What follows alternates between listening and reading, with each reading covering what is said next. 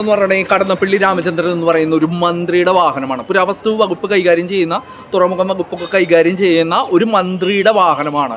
ഗുരുതരമായിട്ടുള്ള ഒരു വീഴ്ചയാണ്. അതായത് പൊല്യൂഷൻ ടെസ്റ്റ് എന്ന് പറയുന്നത് പ്രോപ്പറായിട്ട് കാലാവധി കഴിഞ്ഞതിന് ശേഷം ഇപ്പോഴും പുതുക്കാതെ നിരത്തിലോടിക്കൊണ്ടിരിക്കുകയാണ്.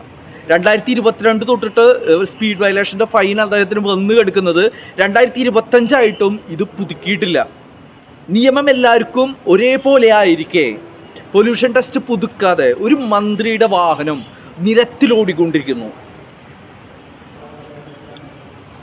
അതായത് പ്രകൃതിക്ക് അത്രയ്ക്കും ദോഷകരമായിട്ടുള്ള ഒരു കാര്യമായതുകൊണ്ടാണ് മലിനീകരണമില്ലാതെ വാഹനങ്ങൾ ഓടാൻ വേണ്ടിയിട്ടാണ് പൊല്യൂഷൻ ടെസ്റ്റ് കൊടുത്തിട്ടുള്ളത്.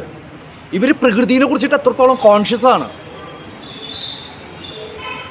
നമ്മുടെ സാമൂഹിക വ്യവസ്ഥയെ കുറിച്ചിട്ട് എത്രത്തോളം കോൺഷ്യസ് ആണ്. സ്പീഡ് വയലേഷൻ്റെ ഫൈൻ വന്നിട്ട് 2022 വന്നിട്ടുള്ള അതിൻ്റെ ഫോർമാലിറ്റീസ് ഇപ്പോഴും തീർക്കാതെ അദ്ദേഹം സഞ്ചരിക്കുന്ന മന്ത്രിയുടെ വാഹനം ഇപ്പോഴും നിരത്തിലോടിക്കൊണ്ടിരിക്കുന്നു. MVD എന്ന് പറയുന്ന ഒരു ഡിപ്പാർട്ട്മെന്റ് ഗണേഷ് കുമാറിനുള്ളപ്പോൾ അതേ സമയം തന്നെ നിയമങ്ങൾ പരിപാലിക്കാതെ മന്ത്രിയുടെ വാഹനങ്ങൾ നിരത്തിലോടിക്കൊണ്ടിരിക്കുന്നു എന്ന് ഓർമ്മിപ്പിച്ചുകൊണ്ട് ബൈ.